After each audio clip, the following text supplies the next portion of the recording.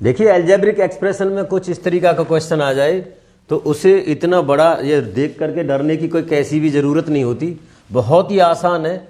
आप एक बार यहाँ देखेंगे, इस फॉर्मूला पे पूरे पे ये डिपेंड करता है। जो हमारा A cube plus B cube की आइडेंटिटीज़ है वो कह रहा है A plus B into A square plus B square minus A B.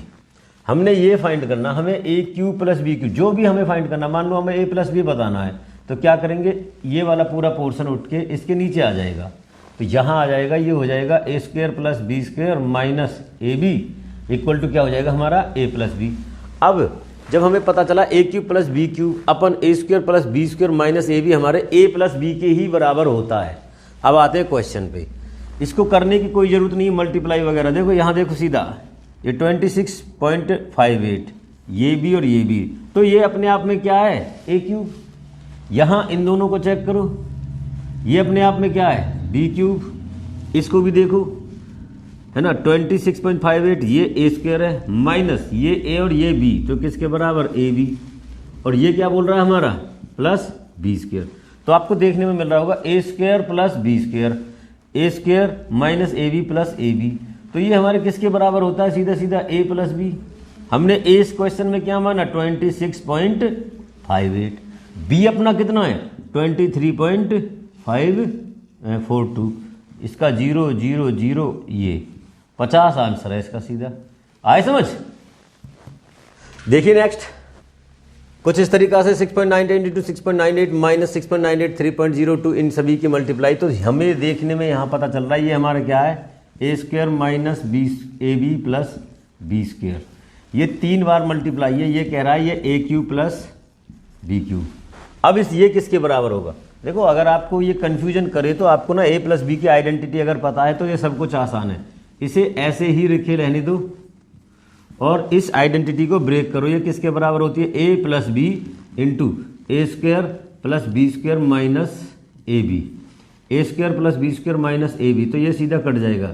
अब ये किसके बराबर हो जाएगा 1 ए प्लस बी के, ठीक है 1 ए प्लस बी। कहने का मतलब ए इसमें हमारा कितना है 1/6.98 प्लस ये कितना है 3.02, ये इसमें ऐड हो जाएगा 7 और 3 10 1/10, इसका आंसर क्या हो जाएगा 1/। इस तरीका का क्वेश्चन दे करके वो आपको कंफ्यूज करने की कोशिश करेगा, तो आप ऐसे क्वेश्चन कैसे सॉल्व करते हैं। यहाँ एक्स क्यूब प्लस 1 इसका मतलब है 1 की क्यूब भी मान लेते हैं, तो ये अपने आप में किसका ए क्यूब प्लस बी क्यूब बन रहा है कि नहीं बन रहा। अब यहाँ जाते हैं, इसको हम अगर सॉल्व करते हैं तो ये बन जाता है हमारा एक्स स्क्वायर प्लस 1 और ये वाला एक्स उधर जाकर क्या हो जाता है हमारा एक्स ना, क्रॉस मल्टीप्लाई एलसीएम लेकर के इसको इधर ले आते हैं तो ये बन जाएगा एक्स स्क्वायर प्लस 1 और माइनस एक्स इक्वल टू हमारे कितने के 0 के। अब इस वाले फॉर्म पे आते हैं, ये हमारा लिखा पड़ा है एक्स क्यूब प्लस 1 क्यूब, तो ये हमारा 1 बराबर होता है x plus 1 into x square plus 1 का स्क्वायर माइनस एक्स। इस वाले से हमें पता चला x square plus 1 minus x हमारे कितने के बराबर होता है 0 के। इट मीन्स ये एक्स प्लस 1 इसकी मल्टीप्लाई किसके साथ है 0, तो हमारा एक्स क्यूब प्लस 1 कितने के बराबर हो जाएगा 0, और ये इसका क्या है आंसर। आए समझ। देखो वही क्वेश्चन है, बस कंफ्यूज किया है कि x raise to power 83 plus x raise to power 80 कैसे फाइंड करेंगे इसको। पहले तो यहाँ आते हैं, इसका हम कैसे कर लेते हैं कि ये जो हमारा x square plus 1 minus x यहाँ से फिर से ये 0 के बराबर हो जाएगा।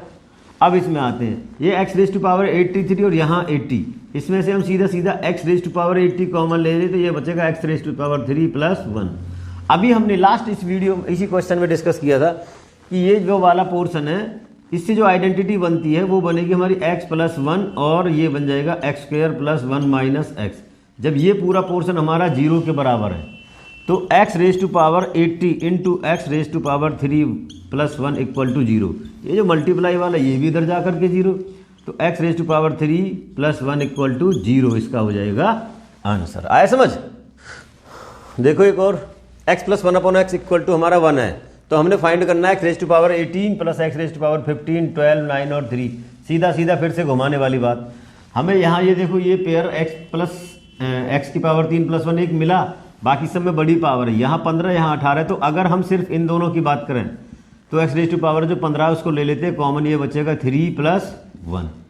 फिर से यहाँ इन दोनों में से क्या एक्स रेज टू पावर 9 अगर हम कॉमन ले लेते हैं यहाँ बनेगा x raise to power 3 plus 1, और ये हमारा है कितना x⁻³ + 1। हमें पता है कि जब ये सॉल्व करते हैं 0 मिलता है, यहाँ से भी 0 मिलता है तो यहाँ से भी 0 मिलता है, तो फाइनली इसका आंसर भी क्या हो जाएगा 0। आए समझ? आज इस वीडियो में इतना ही। आई होप कि मेरे द्वारा दी हुई ये जानकारी सभी को समझ आई होगी। समझ में आई है तो वीडियो को लाइक करेंगे, शेयर करेंगे और कमेंट्स भी करेंगे। Thank you.